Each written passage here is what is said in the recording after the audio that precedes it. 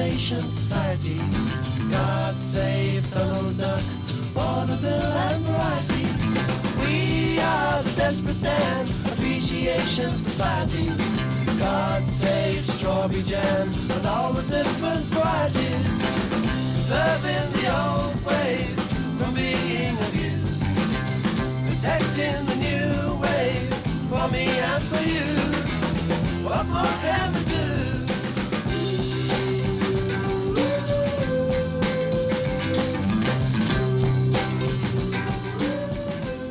Good morning, and it's a beautiful day in the village. I am Helga from the Mysterious East. And I'm Joe from the Decadent West. And today we are watching the fifth, maybe, episode of The Prisoner called Free for All. How does this episode start, Joe? Yeah, this episode, Free for All, I was expecting maybe a battle royale situation. I was expecting maybe maybe Fortnite didn't steal its concept from a Japanese story. Instead, it stole it from The Prisoner. No, this episode is about the truest free-for-all of all, electoral politics. Yay! I love those. This episode of The Prisoner starts off, we get our traditional cold open, we get the X's through the Patrick McGowan 8x10, we get the robot with the in the Hall of Cabinets, and then we get the episode starts off with number 6 waking up, getting a message on his telephone, which has no numbers on it, just the number 6. Also the telephone doesn't ring like a telephone would. It just Totally, loudly beeps. In a way that put it in here. I'm sure I would find it super irritating if I was ever to live in this kind of nightmare scenario, which I am, to be clear. We're all in the village. That's right, yeah. But we now have phones that beep in a slightly different way that are a little bit more congruous and pleasant to the ears. Oh yeah, we have huge rotary telephones that do the Nokia ringtone. Yeah, I think the last president ran on the platform of changing the beeps on all of the phones, and that's why they got elected. Uh-huh.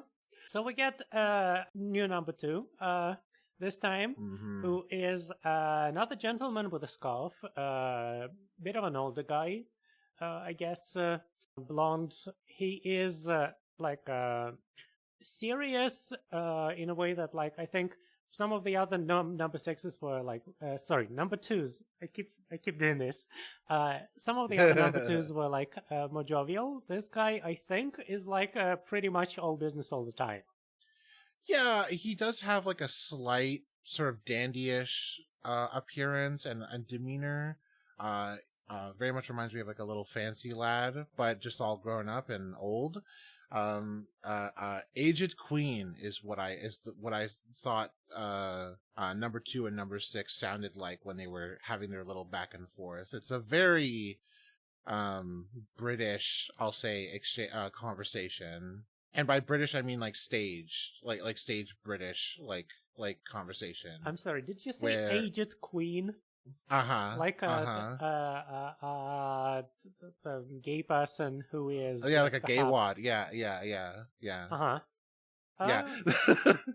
It just feels like they had a little bit of sassiness behind them. I always tend to read that into number 6, but this time number 2 really brought that energy as well.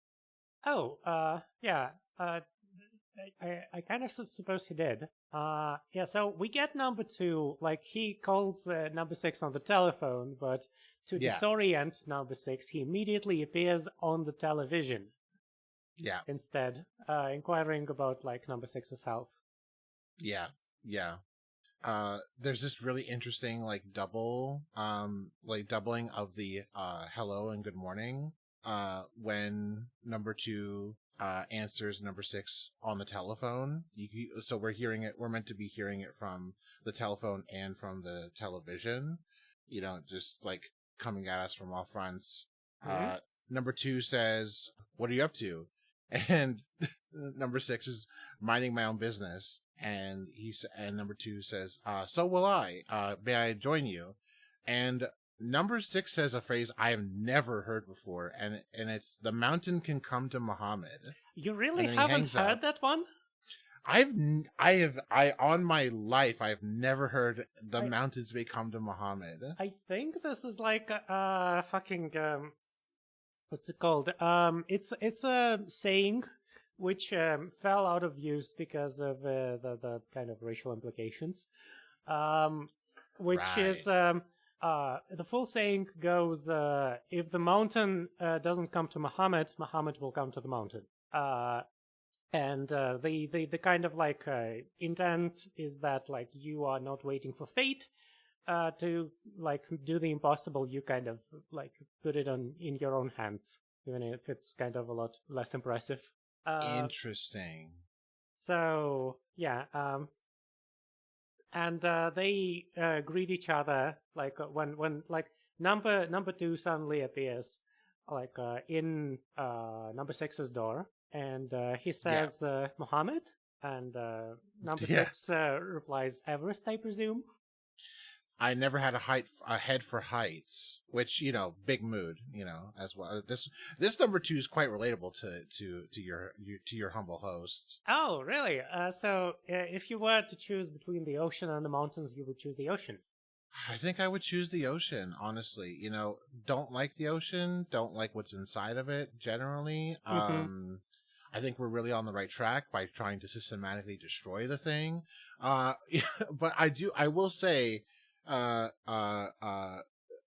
guess heights isn't really my problem. I'm really afraid of falling, because the bigger they are, the harder they fall, and I'm pretty big, so I feel like I would fare a lot worse from a fall. Even relatively short falls from not very high distances kind of freak me out. So that's kind of where I'm at with that.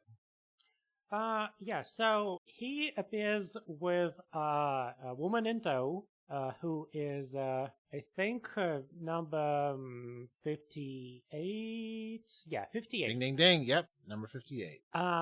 Who is played by Rachel Herbert. We will talk about number 58 slightly later, but I would like to note that Rachel Herbert also played a role in Danger Man. Oh. So I think that like in the first episode, we briefly touched on like Danger Man because somebody was like some other actor was in there, but we never returned to it. Never returned to like what actually was happening in there. So Yeah. would you like to know? I would love to know.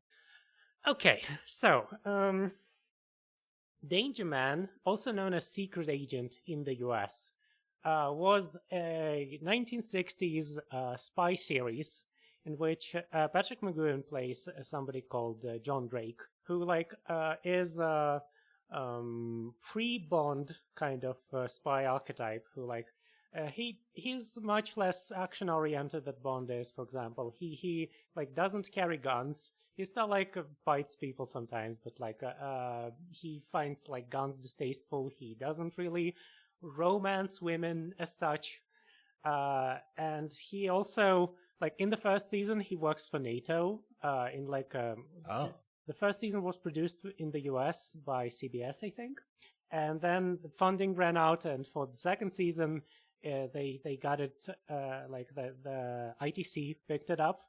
And they retconned him to be working for not quite MI5. It's it's called, I think, M9 or something.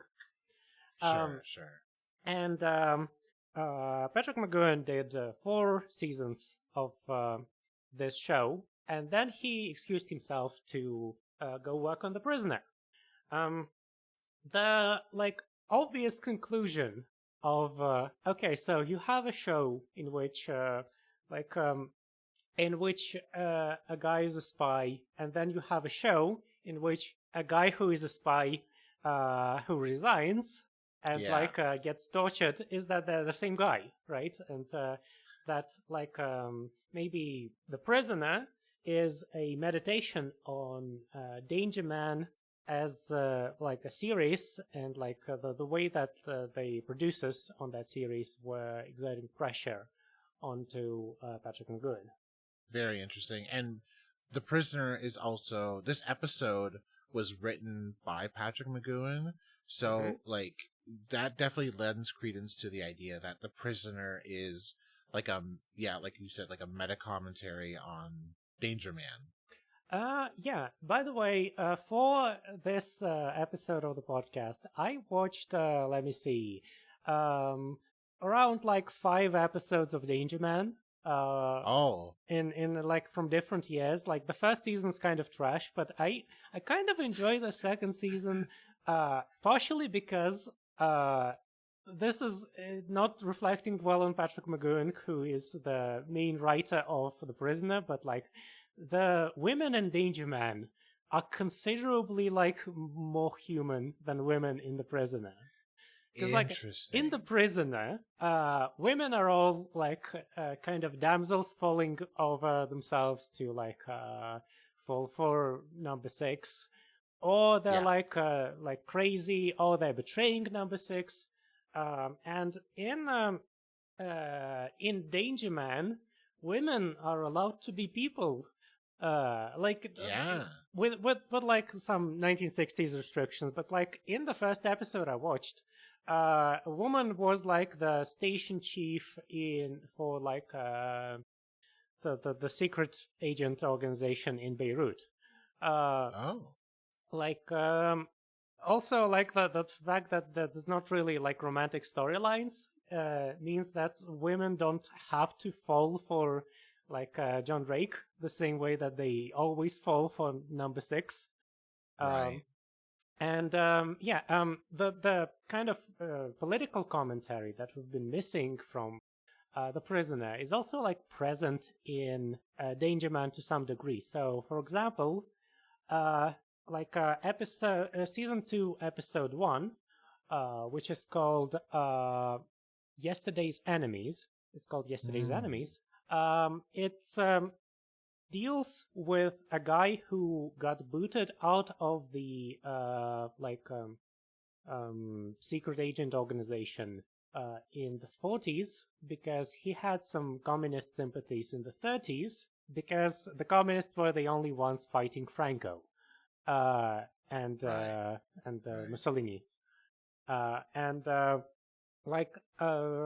John Drake does not really understand this kind of perspective, but like the show does articulate this perspective, and like the kind of like the complicated motivations that people may have to serve one side or another, which I think complements like the prisoners.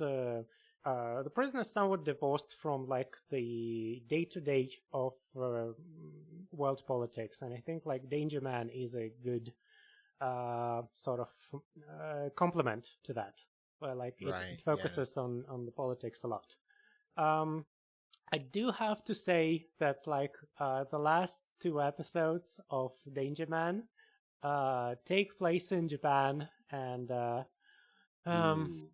1960s depictions of Japan might not be the best.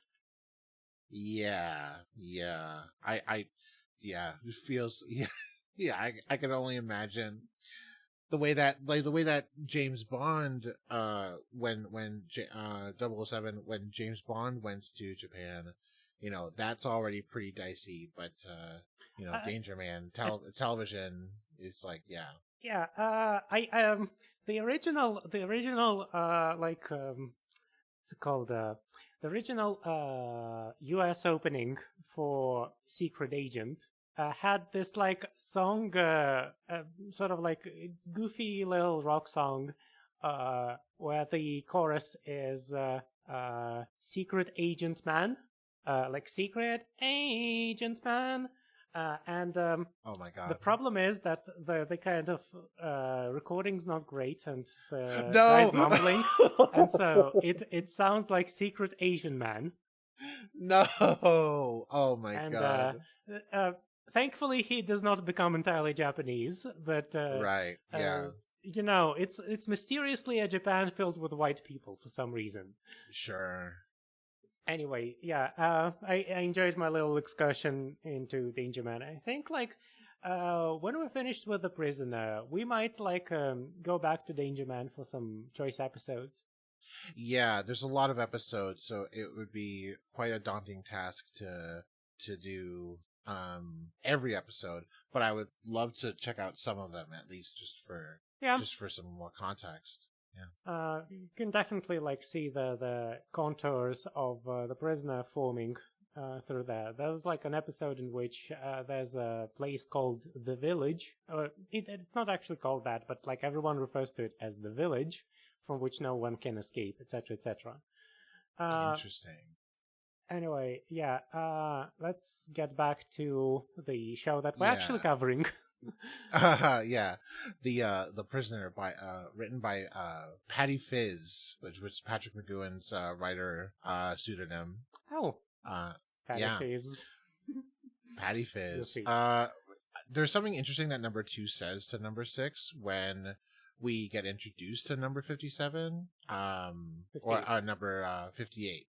She's number 57 in the script for some reason. Hey. Yeah, very strange. He says she may be a mere 58, but she used to work in records. Great variety of information, haven't you, my dear? So this was kind of weird. This language around being a mere number 58. Mm-hmm. It's so does the number have a correlation to maybe your security clearance when you were a civilian? I think that it has a correlation not so much to your security clearance. I think it has a correlation to your place in the village, the value and importance that the village places onto you. So this is why number 1 is kind of a recurring theme, right? Who is number 1? Yeah. And I think that number 2 is obviously the second most important place, and number 6 is low enough that he is outside of the main village hierarchy, but high enough because the village puts a lot of importance into getting him on side, I guess. Right. Yeah. And yeah, 58. And we learn a lot about how exceptional number 6 is in this episode. Yeah. All right. So, we number 58 is introduced as having worked in records, and apparently she only speaks a language that we are not meant to understand. Yeah. This language is sounds like a Slavic mishmash, but it's just a random collection of sounds that vaguely resemble, I guess, Russian, Yeah. Polish. I've got some information on this. Oh yeah? So, number 58's foreign language was entirely made up by McGowan. This is from the script volume that I have. Mm-hmm. Rachel Herbert, the actress who played number 58, based her accent on a recording of a Yugoslav friend of hers speaking. So that kind of lends a little bit to the credence. This is a quote from Rachel. I played it back and transposed the rhythm and consonant sounds of her voice to the dialogue Pat had written. Yeah, that I could speak McGowan. That's that makes sense. But yeah, her the language plays very little role within the episode. Number 2 says explains to number 6 that there's an election going on. That's in a place like this. Yeah, in a place like this, it's a democratic society, sort of. Yeah, number two says we make our choice every 12 months. It's a very democratic community, you know. Each citizen has a choice. Are you going to run? And number 6 says, like blazes, first chance I get. I think number 6 obviously must be having a lot of questions. Haven't we seen 5 number 2s in the span of the last few episodes? How can it be that one gets elected every 12 months? Are we meant to interpret that they have been there for 5 years, or I think this is like an artifact of the episodic nature of the series, partially, and Yeah. partially Yeah. kind of a way for the characters to fuck with number 6. Totally. Yeah. Yeah, absolutely. Like this thing that you're not privy to, but was totally always on the schedule, has now come Mhm. around, right? Yeah.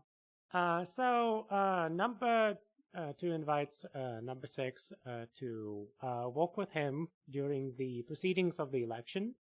Has a little tiny baby car with a large poster of himself, like saying "Vote number 2." Yeah. And number 6 is just kind of like looking at this incredulously until they arrive at the plaza to make for number 2 to make a speech. Yeah, he this scene, we're really gonna have to spice in some audio here. I made a note.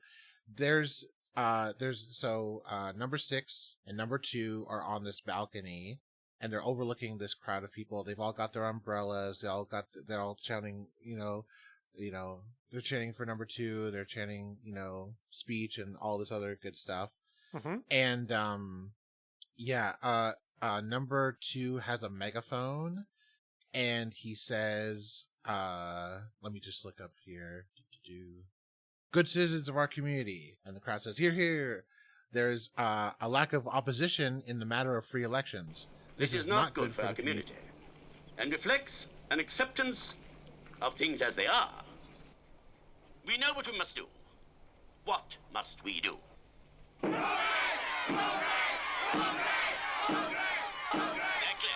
And then the crowd says, progress. They chant progress. Number 2 Mhm. says, exactly. We are, however, fortunate in having with us a recent recruit, not perhaps as yet unknown to all of you, whose outlook is particularly militant and individualistic. He's referring to number 6. The crowd cheers. And the funny thing about this cheer is that the crowd cheers and like the audio gets cut dead off. And it sounds like canned cheering that someone pulled the plug out of, like on like a sitcom or something. It's really funny. Yeah. So we definitely have to spice that in. Number 6. I am not a number. And we get a reveal at some point during his speech that like all the crowd is just reading the cheers off of a sign held by the butler. yeah, rah rah rah, vote vote vote, progress progress progress. Yeah. Yeah, and so number 2, hands off the megaphone to number 6, and number 6 begins his speech by saying, "I am not a number, I am a person." To which the crowd laughs, like a lot of them. Yeah, real, uproariously. Yeah, they laugh. And number 6 continues, "You must have been somebody. Everybody here, at some time, in some place, all of you held positions of a secret nature and had knowledge invaluable to an enemy. Like me, you're here. Either you have that knowledge protected or extracted." And it basically says if he runs, he's gonna find out. Like we're gonna find out who's the prisoners and who are the wardens or the warders, and that's why he's running for office or whatever.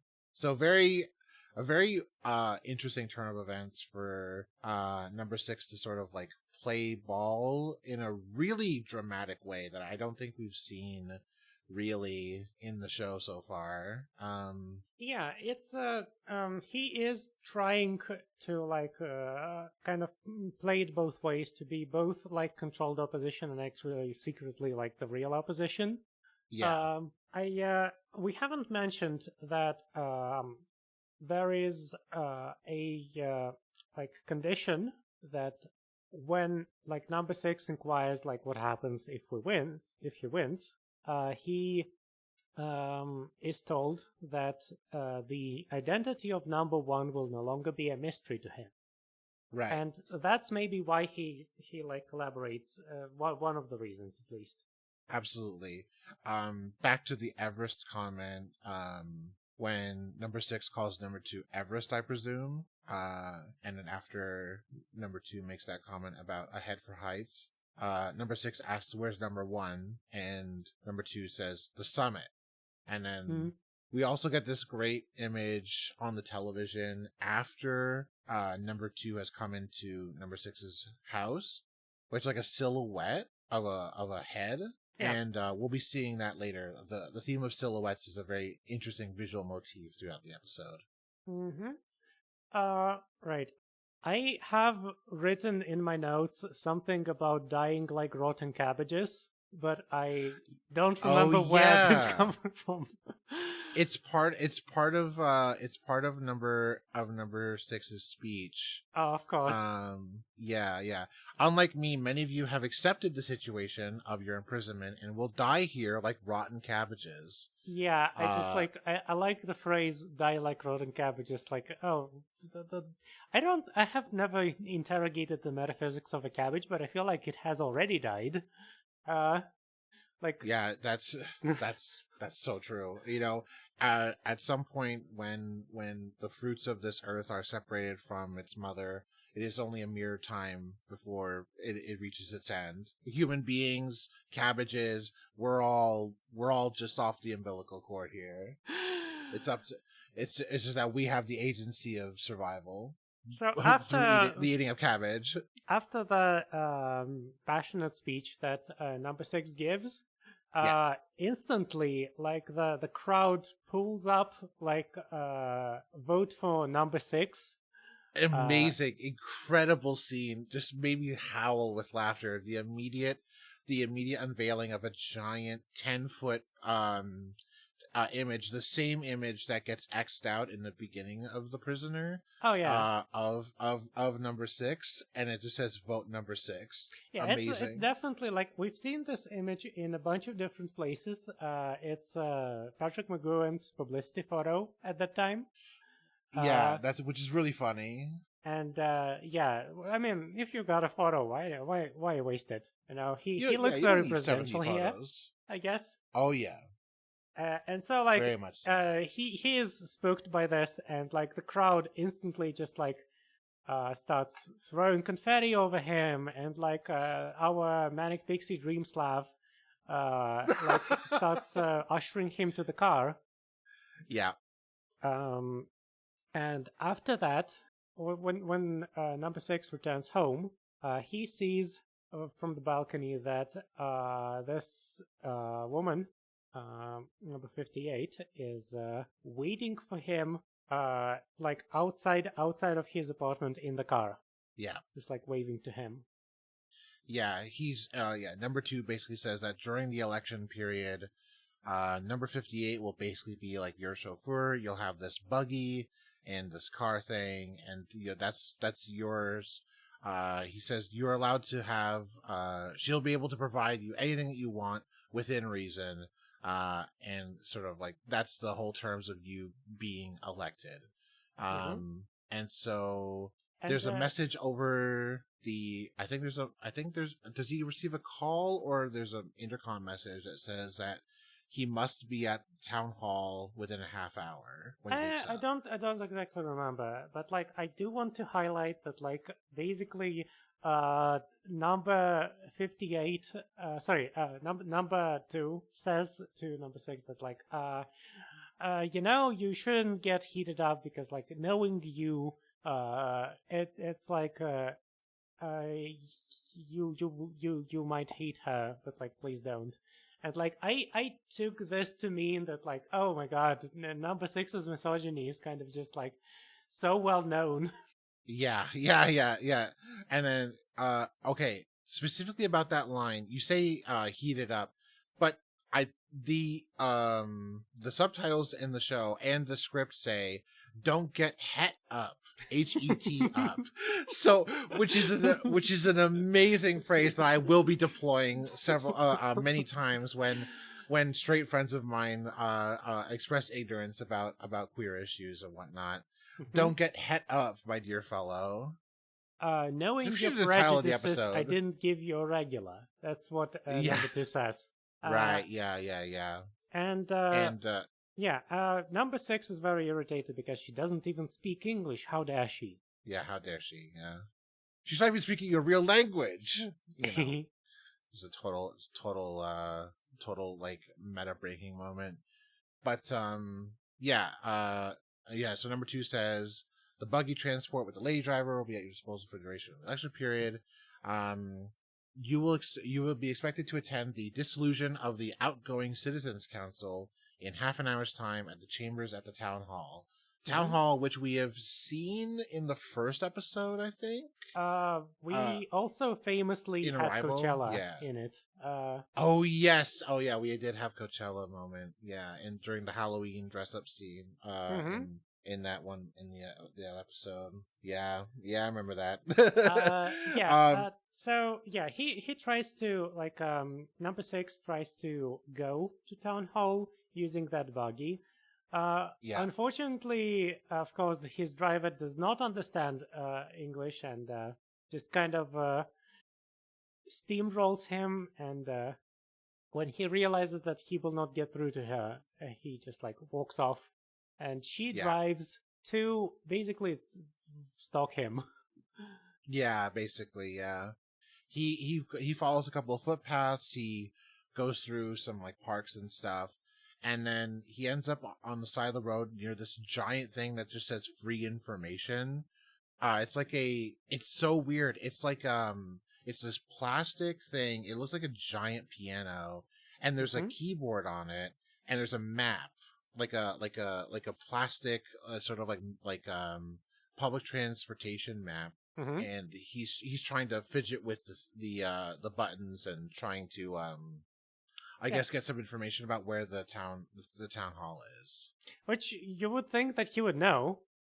Yeah, because I think in Arrival he definitely sees the town hall, and it's pointed out that that's where he can't go, one of the places he can't go. And so she drives up beside this information booth and walks up to him, and she points out the town hall and all this other stuff, and then as they're driving away, I think they drive away together. Yeah. I think that's when they get ambushed by the 2 funniest men in the I episode, love them. I think. Yeah, I love number 113 and number 113B. How fucking mad would you be if you got taken to the village and you had to share a number with somebody and you got the letter B?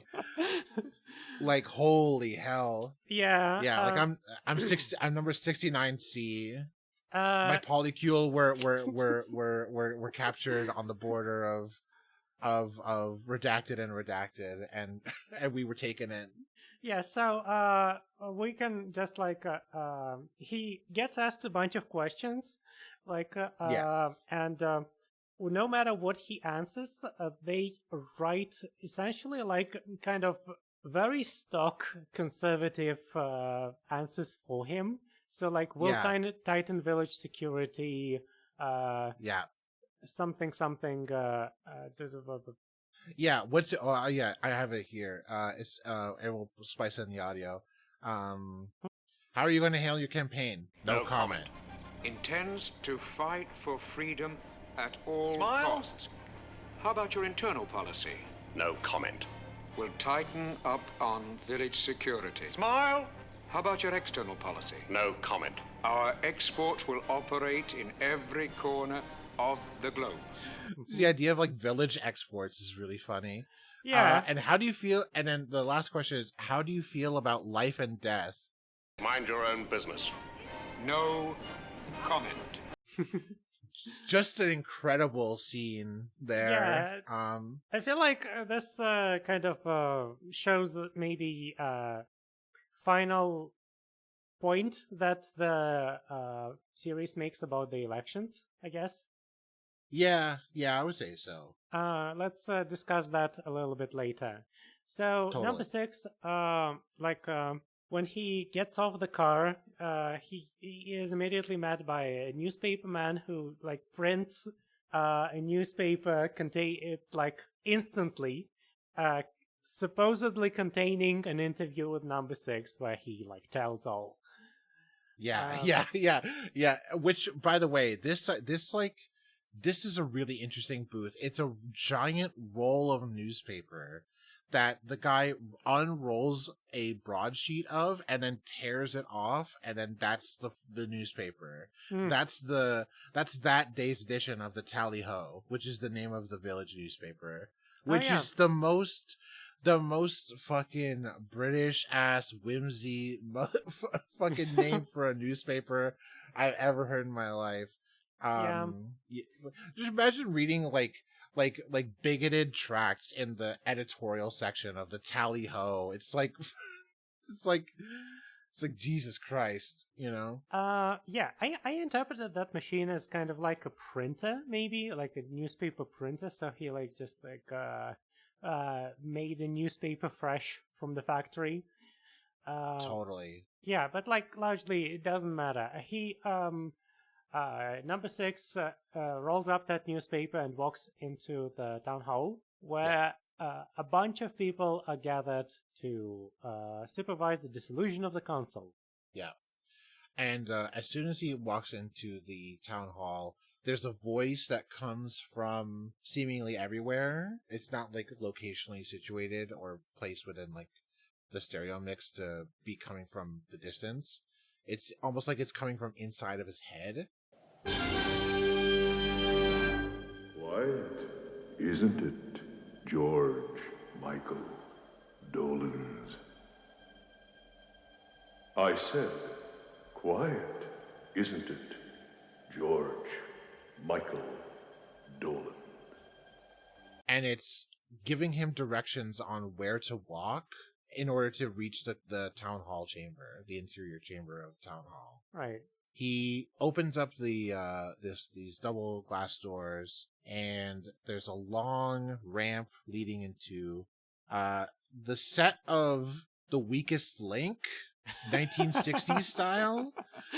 Yeah, it really looks like that. Or Beat the Geek, if anybody, for any Americans who watched G4 in the mid 2000s. It's like, it's totally, it's a room that's not dissimilar from number 2's room, but there's like several podiums in a circle, and then there's like there's a place where number 2 is seated, and it's kind of like a judge's bench kind Except of thing. it's also like the throne of the Ice King or something. Like it has a giant sort of eye thing that's periodically blinking blue. Totally, yeah. And in the center of the circle of podiums, there's one podium that looks like the place where you would put a synthesizer if this was like a concert or something. It's a very stylistic like little bench thing or whatever. So yeah, number 6 heads down the ramp, and he stands by, or as he's coming down the ramp, he's addressed by number 2. Only number 2 speaks in this scene. Mm-hmm. And he says, "Come ahead, dear fellow," and then number 2 says something pretty peculiar, which was "play the game," and they keep bringing up this thing, playing the game according to Hoyle. Do you know what that means? Truly I do not. I also like notice this. Okay, so just Googling, according to Hoyle, this is a reference to English astronomer Sir Fred Hoyle. And I think, yeah, it just means according to the highest authority in accord with a strict set of rules. So right, the astronomer was not like a tyrant or anything. It's just like he is an authority, and so this is like right. You think of yourself as like the highest authority, and number 6 starts like asking questions to the council members, like who do you represent, who do you work for, which side are you on, and the council, which is like the half made up of just like people in stripy shirts and top hats. Just like sit silent while the podium that number 6 is at like starts rotating. It's the funniest. Okay, this episode had so many unintentionally or perhaps intentionally funny moments, number 6 getting rotated while he's addressing the council who are standing around him is like a Monty Python bit. It's so funny. Oh my god. So he spins around and this is after they've passed the resolution to resolve the outgoing council. Like there's no line break when number 2 asks for the final resolution to be called between him saying it and it being unanimously approved. All while the council remains completely silent and non-expressive at all. I think like number 6 calls them like mannequins, like he calls them like dressing dolls or whatever. Yeah. It's very, very funny. And yeah, he's number 6 is getting rotated and he says, who do you represent? Who elected you? To what country or race do you owe allegiance? Whose side are you on? And then he's when so he asks, heated up, and like number 2 basically says that like you're out of order and you should you got to heat it up. You are carried away with your enthusiasm, and so he gets not to get too personal. He gets wiggled to unconsciousness is the best way to phrase this. The platform rotates faster. Number 2 says that like you must take the test or something, and like everyone in favor passed unanimously, and he bangs the gavel as number 6 is getting rotated into the ground like a screw. And then he emerges in the toe-wiggling hallway that we've seen in the previous episode. We have, surrounded by red lights. There's like a bus, sort of like those straps that are hanging from the ceiling on the bus to hold on to. And number 6, very disoriented from his wiggling, like sort of climbs slowly through those straps into. He Tarzans through the to the back. It's like he Tarzans from loop to loop, down the corridor. And emerges in a green room that I believe in a previous episode was like an aptitude test or something. Yes, I believe so. Where a very nice gentleman by the number of 26, I believe. Yes. Offers him some tea. All right, labor exchange manager. We have, I don't think that we've seen this guy here, but we have certainly seen the labor exchange. Yeah. In the script, this location is called the conditioning room, which I think we have seen before. Mm-hmm. Yeah. And number 6 sits in a spooky chair, still disoriented. And the conditioning guy just starts like ruthlessly psychoanalyzing him. Yeah, this was a really interesting scene to watch. So on one of the display panels, like one of like the screens on the wall, there's a silhouette of number 6. It's just a completely black silhouette on a plain white background, and there's 2 lines coming out from the back of his head, and kind of like they're getting gradually further apart. And on the top line there's a square, and on the bottom line there's a circle. Mm-hmm. And every time the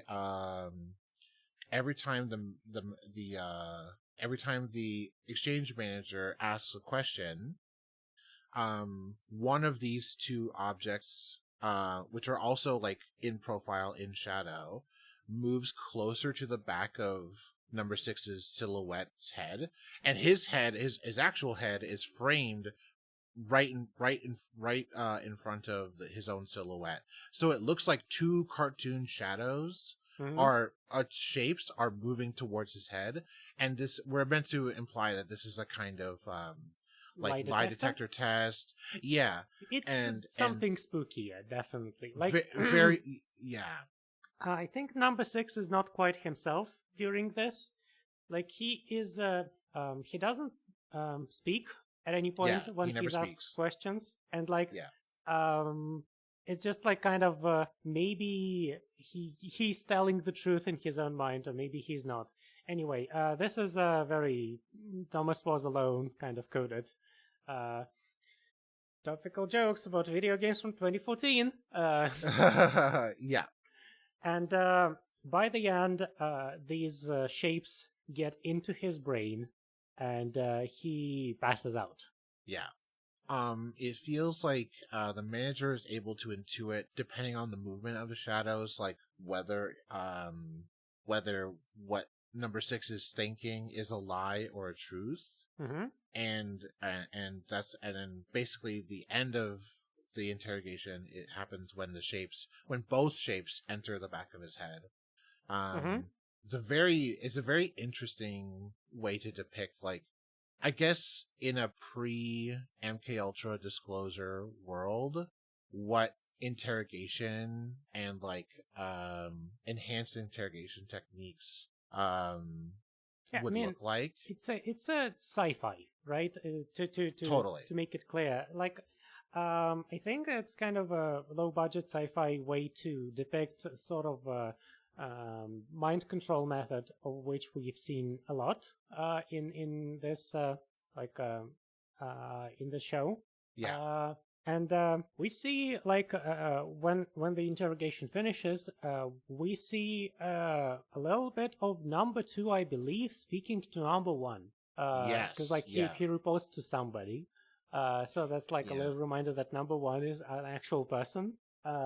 And the doctor is reminded to not damage the tissue. The tissue, yeah. Very clinical and almost like dehumanizing turn of phrase, and oddly cruel for as cruel as the village is. Mm-hmm. This seems especially odd. Especially the phrasing is quite odd, because it feels like we've had number 2s in the past, like, emphasize that they want to, like, earn number 6's favor. They want to earn number 6's trust. They want to play with number 6, basically, in their playhouse.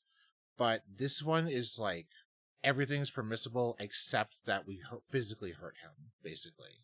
Yeah. And feels like there's a real escalation. Yeah, it feels like they're definitely trying to break him, like, very intentionally. Yeah.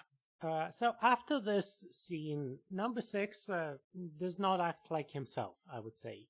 Totally.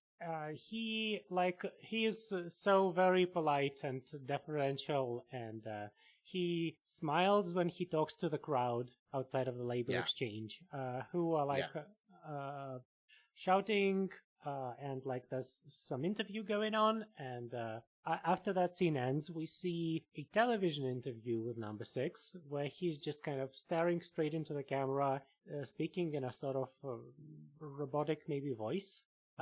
Talking about, like, maintaining the security of my citizens is my primary objective. Yeah. And then we see, like, after that broadcast ends, we see again a scene of domesticity between number 58 and number 6. Like, I guess he has gotten used to her somehow.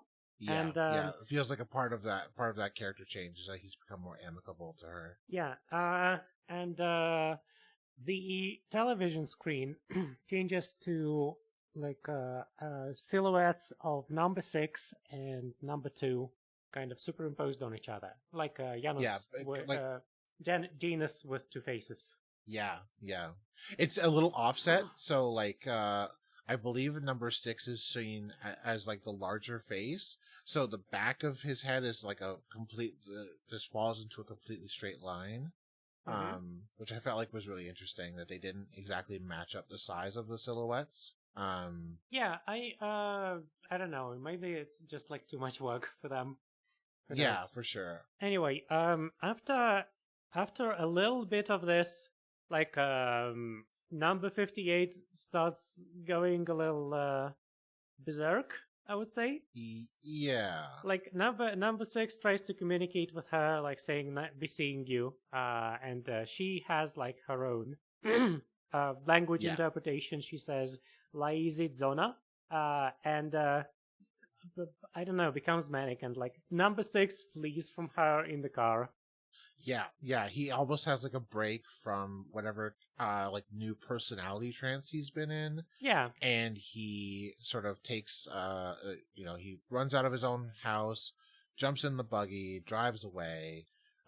He drives and he keeps driving, and he eventually gets to the beach. When he gets to the beach, he goes on a boat. Mm-hmm. But before he gets on the boat, he sees like that helicopter with the flotation attachments on the rails. Mm-hmm. And Rover and like everything is like surrounding him, and he flees like in the boat, trying to like kick the asses of just like random mechanics that are surrounding him. Yeah, totally. And finally, like the boat loses control, and he just like crashes into Rover, and Rover suffocates him. Yeah. And we see, like as in the previous episode, kind of Rover's way of transporting people who are drowning back into the village. And number 6 has a dream in which he is like reliving this episode again. Yeah. And while he's dreaming, like a lamp descends upon him to, like, I guess the ceiling lamp descends onto him to like brainwash him a bit more, I guess. Yeah. And the scene transitions into a speech that he gives, where he's just like reading off a page, something about the citizens of the village, if they cooperate, enjoying every conceivable amenity. Which is, I guess, like contrasted with the number 2's kind of traditionalist message. Like number 2 emphasizes that he has experience, he has like worked in government before, he knows what he's doing, etc., etc. And number 6 like tries to emphasize, I guess, like living standards. So this is very much like the left and the right wing of a capitalist party. Totally. The like boundaries of accessibilities within the British government at that time, I think, like the show satirizes them pretty well. Absolutely, yeah. I think that, and it feels oddly like resonant now, especially with like maybe like focusing on the particulars of electoral politic rhetoric outside of like strictly culture war stuff, which feels like it has dominated a lot of political, like, electoral discourse. But I think so. I think especially in Canada, this is something that comes up a lot. Even on like everything from like the provincial level to the up to the federal level. This feels still very bog standard. Like the culture war shit, I guess, does not really like enter into this episode, but what does enter into this episode is there's a lot of like politicking, I guess. Like there's number 6 promising, oh, you want confession by coercion, like vote for him and you'll get it, and with me you'll get like you will confess voluntarily. So not confessing is not an option, right? And Totally. There's like attacks, personal attacks on each other, like number 6 accusing number 2 of like being like, oh my god, you're so old, you can't like keep up with the stress of the job anymore, etc., etc. Totally, yeah. And after that, like I think number 6 starts like winning in the popular imagination. And everybody starts chanting 6 for 2. Yeah. And they I think that the like phrase that you were very confused by like returns, where he says like, around the world it's 6 for one and a dozen of the other. Not here. Here it's 6 for two and 2 for all or something like that. 2 for none. Yeah. Ah, yeah, 6 for 2, 2 for none, etc. And yeah, at least do you get the phrase 6 for one and half dozen of the other now? At least I the narrative arc of 5 episodes, I have learned what 6 6 for one and half a dozen of another means. yay! It's the one thing I've retained from all these episodes.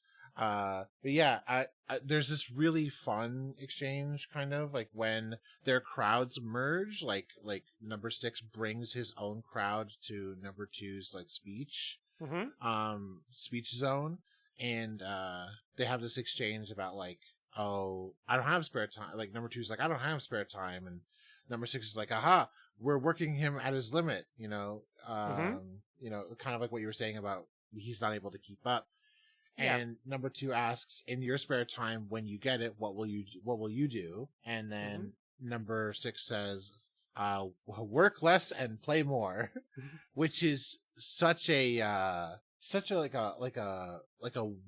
weirdly like naive political slogan or political like talking point that would like totally like have killed back then, like in terms of creating like this kind of like I'm the fun candidate, or I'm the candidate who wants to make everything more fun or whatever. Yeah, or I think it's just like a sort of maximalism that, number 6 saying, I want shorter games with worse graphics made by people who are paid more to work less. Totally, yeah. It's like it's a declaration of intent, I guess. But yeah, all of this is sort of like implied to be empty politicking. Like he's not going to fulfill his promises, even if he was sincere in them. Absolutely.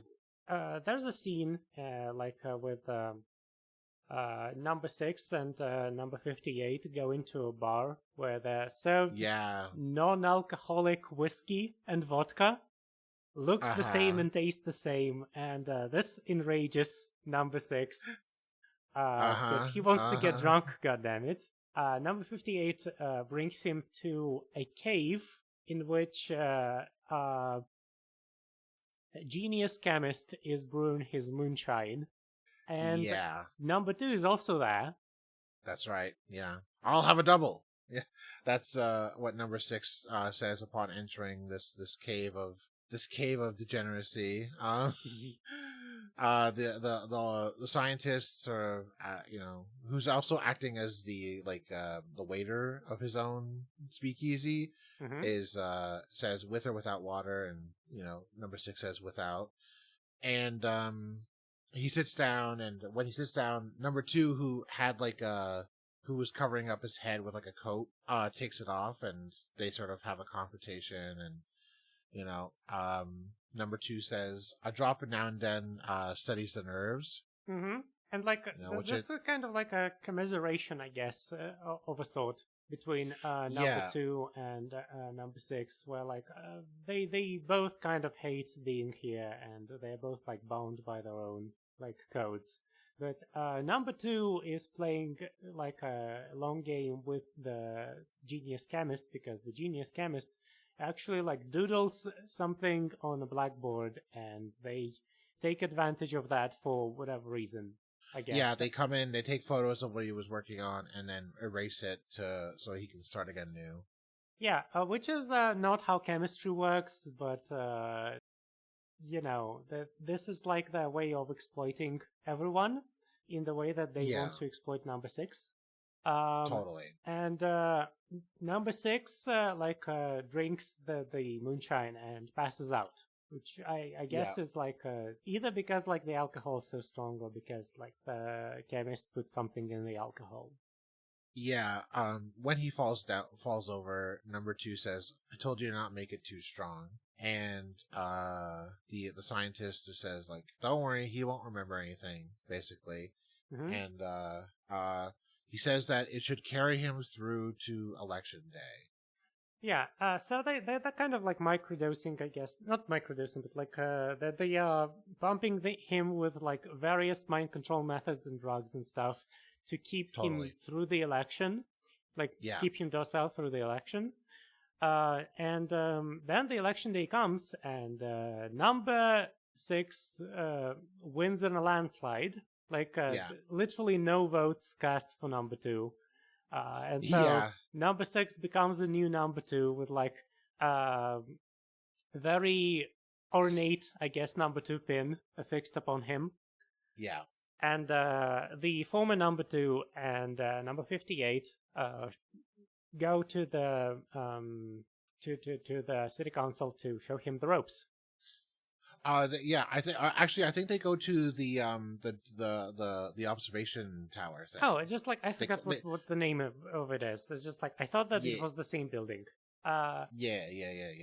Either way, yeah. So the former number 2 just like leaves him alone with number 58, and they go into the number 2 like the room with with the control room with the comfy chair and all the buttons. And number 58 starts pressing various buttons to show him around, I guess.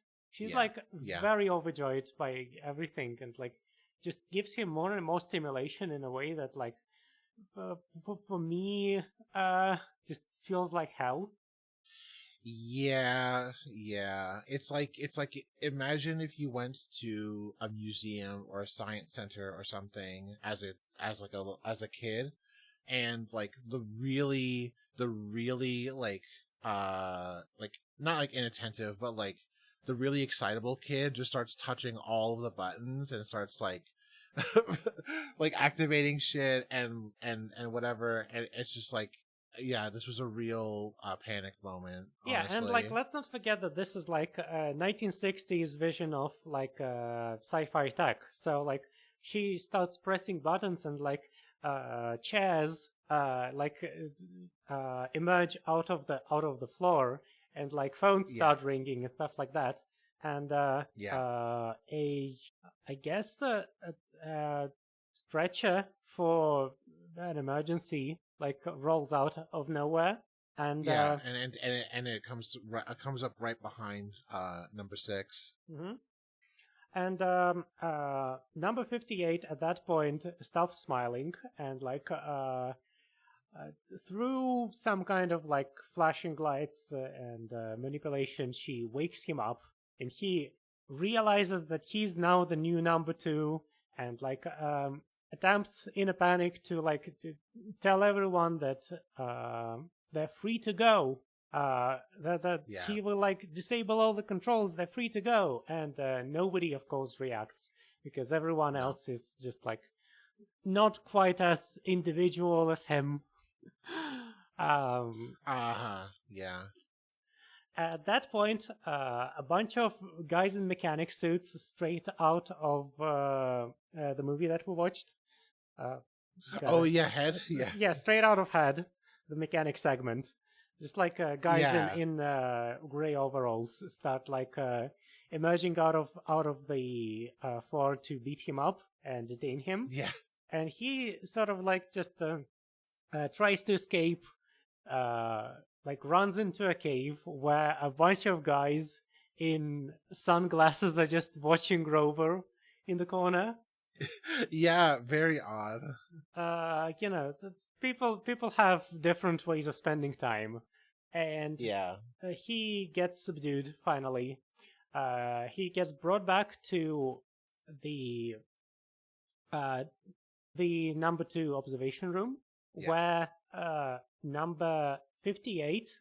No, actually, the new number 2, who has now affixed the ostentatious like number 2 badge to herself, stands up proudly on the chair and proclaims, "Will you never learn? This is only the beginning," revealing that, of course, she knew English all along. She asks him, "Are you ready to talk?" And he just, number 6 just collapses. And is brought on the stretcher into his own home. Yeah. And number two, the former number two flies away and converses with the new number two, saying like, "Give regards to the homeland." Yeah. So we And still then- don't know and what we the got- homeland is, but I have some ideas. Yeah, and then after they say goodbye, we get the jail bar closing on number six's face, and he has failed once again to escape. Yeah, I would say that like this episode, I think, if we are finished with the recap, which I think we are, Yeah. this episode is like I think a lot more biting on the actual central premise of the show, which is that like individualism can sort of win people, like can change the world. Yeah. Because in this episode, right, number six's individualism, like, is explicitly shown to not change anything because he doesn't have popular support. Yeah. And also, I really. think it's like it kind of like talks about how like easily this like sort of managed democracy gets co-opted. Like to some degree, right? I was living for most of my life in Russia, which is a state which technically has elections, right? Yeah. It also like even if somebody who isn't like the main party that Putin is part of, even if somebody from not that party wins, it's still not gonna matter because all the parties suck, unfortunately.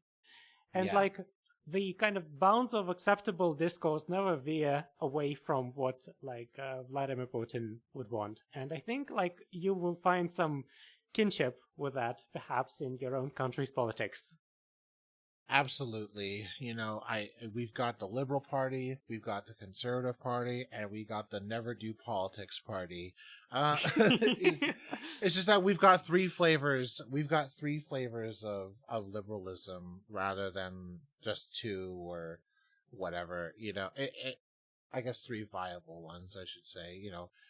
A lot of countries are a swath with multiple political parties, none of which seem to none of which are radical or seemingly progressive truly are able to outweigh and outnumber the liberal parties.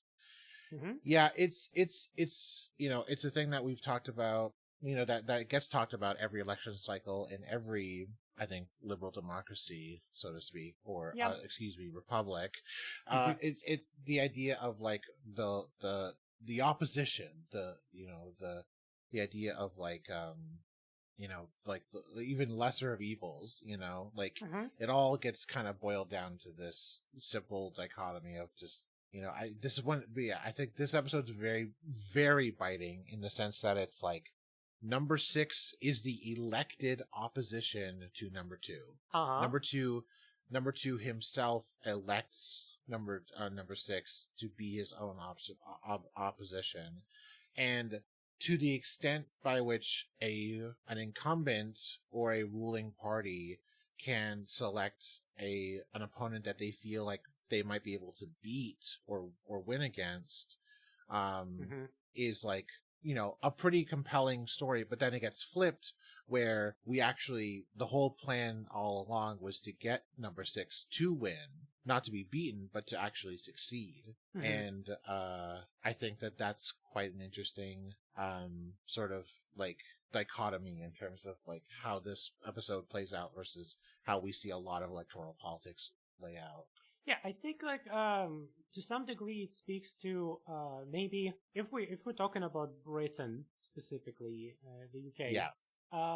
We can say that there is a kind of deep state in the original meaning of the word, which is like pre-conspiracy theory. It meant like there is a kind of institutional consensus within a government that will like persevere even despite the change of a government. So like in Britain, for example, the institutional consensus of general conservatism did not really change while the Labour Party was in power in like the 70s. Yeah. And the Labour Party was kind of talking about kind of the deep state of like British bureaucrats who will just like stonewall anything that they will offer. In the same way, like number six might think of himself as like sort of an opposition, but he cannot really do anything without like support within the government or like being able to take over the government in that way. Yeah, and it's interesting for us to watch this episode after the previous episode, because in the previous episode we learned that to a certain extent, a lot of the people who number six believed could get him free from the village are actually not reliable. I think specifically Fotheringay, the character like who we see at the end of the last episode, who obviously they have a rocky relationship because Fotheringay is an agent of the state, which sees, which may perceive number six as a traitor and may have elected him to go to this village to have the information that he has either surrendered or protected.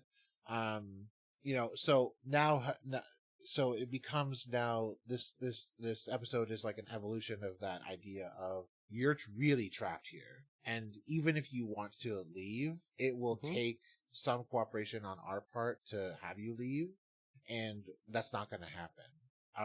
Any resistance that you find within our ranks is controlled, is operated.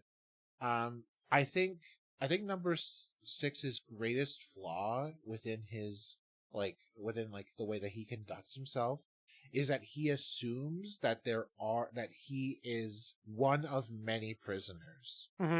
I truly think that we're going to get to this point in the show where we find out that he's the only one. The village is only for him, and that there is no the young people, the guy who gets caught in Rover in the first episode. Everybody in this thing is an actor, and he's being Truman showed basically. Well, he is called the prisoner, not a prisoner. True.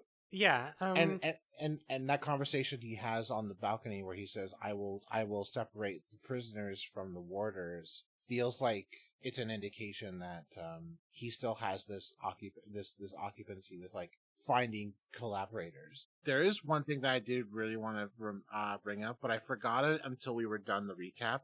There's a part where when number 2 and number 6 meet in the cave, number 2 refers to the bar as the therapy zone.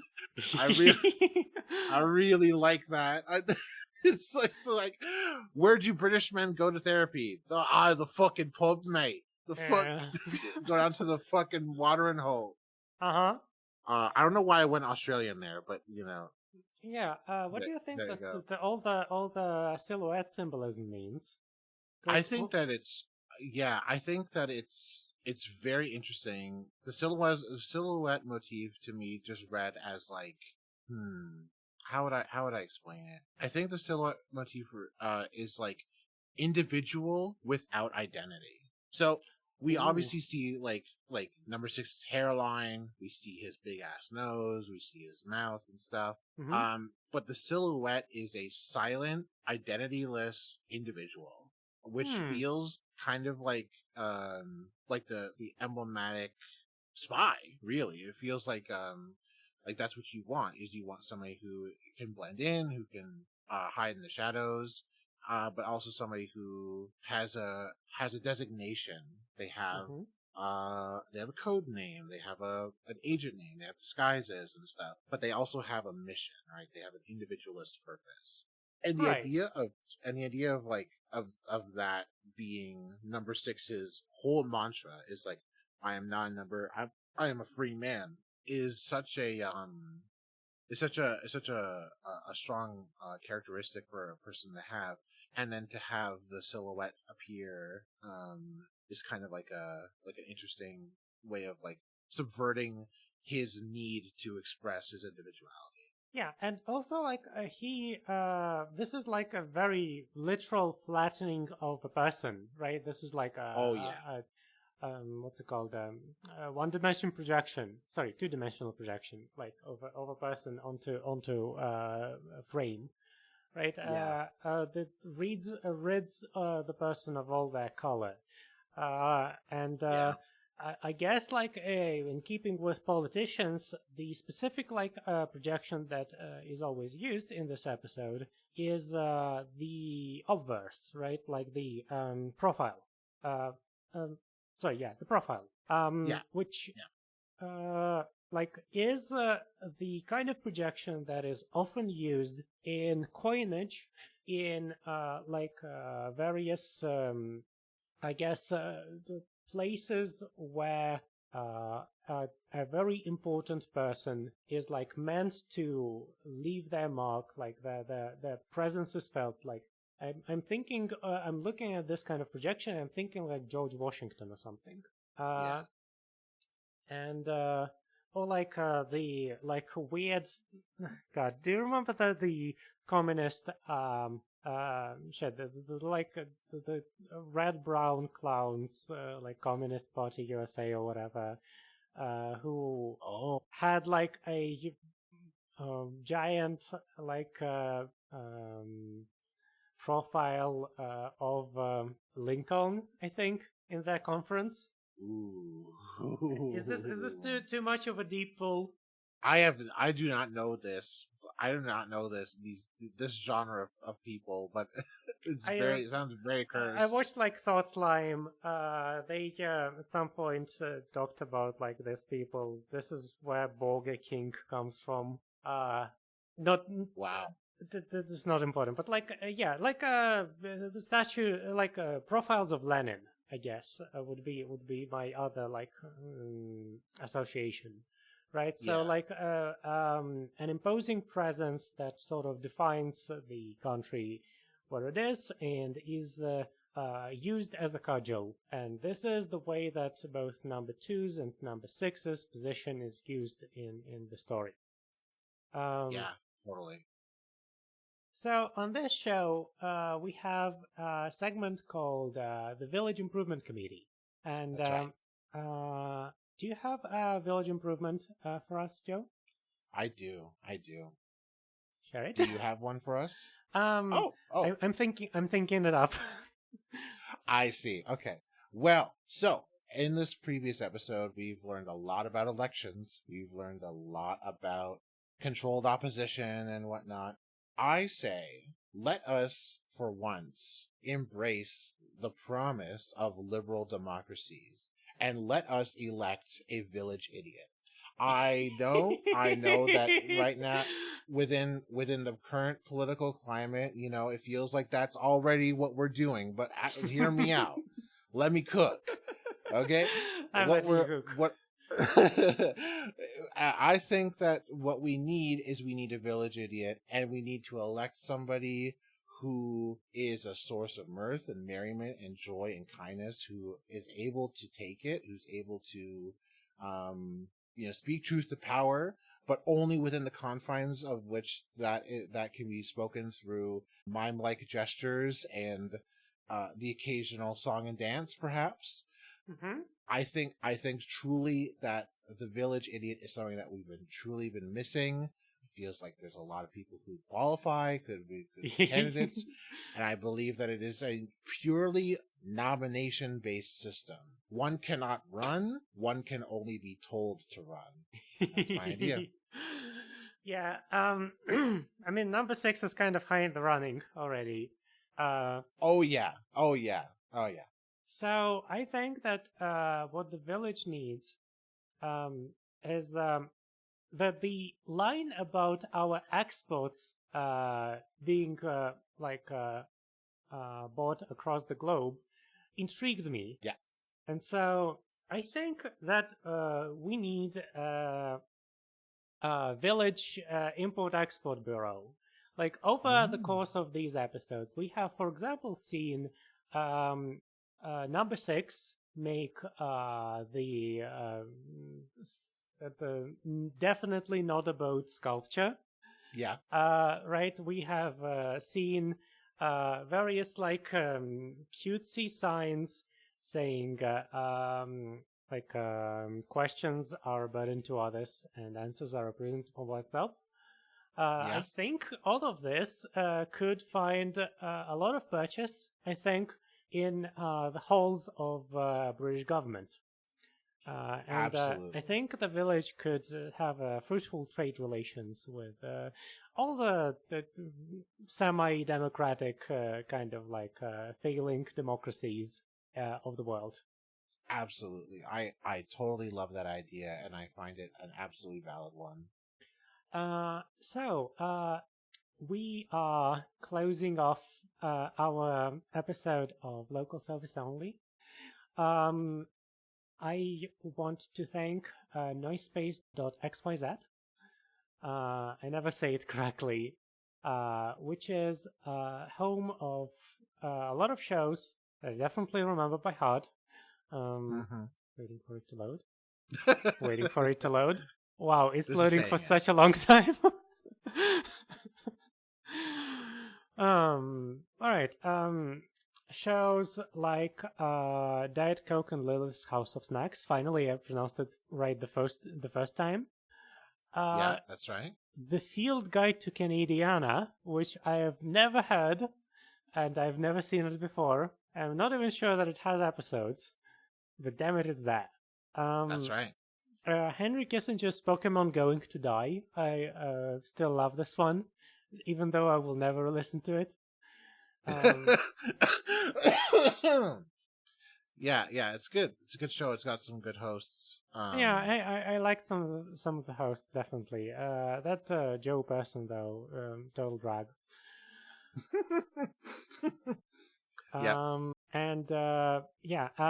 You can find me on Blue Sky at Helga with 2 L's, like the place where bad people go. You can find Joe. Where can you find Joe? Yeah, you can find me on Blue Sky. My @ is the Bedroom Punk. Can I also say, very special announcement. I'd like to thank Ion, Violet Magician, for our art for our podcast. Oh, yes. I think Ion has been wonderful, and they have listened to all my corrections about the art, which was very nice. Yeah, so the art is very wonderful. If you love the art, which includes two renderings of us using the fancy phones that are used in this very episode of Prisoner and others, Ion currently has a project happening on BackerKit. It is for Pride Flag themed cryptid pins. So if you want to get yourself some brightly colored cryptids, enamel pin style, check out the link in our episode description. And I believe that BackerKit is going on until February 13th, so we'll try and get this episode out pretty soon. But you can also follow Ion at Violet Magician on Instagram, Blue Sky, and Etsy. Oh, thank you. And also, did you know, Joe, that we have local service only Blue Sky, a specific page? What? What? Yeah, I am pretty sure that you don't follow it. I was not told. Yeah, okay. I didn't tell you. That's fair. But also, I will say, I guess I just missed the village meeting where we elected to start local service only Blue Sky page. Yes. But you can follow us there now. You can follow us there now at lso-the-prisoner.bsky.social. It doesn't have a lot of posts, but I will occasionally find something funny to share about the prisoner and its extended universe. Absolutely. So what is the next episode we're watching? The next episode that we're watching is Many Happy Returns, and I don't remember what happens in that one. Probably something cool. I've been Helga. I've been Joe. And we'll be seeing you. Be seeing you.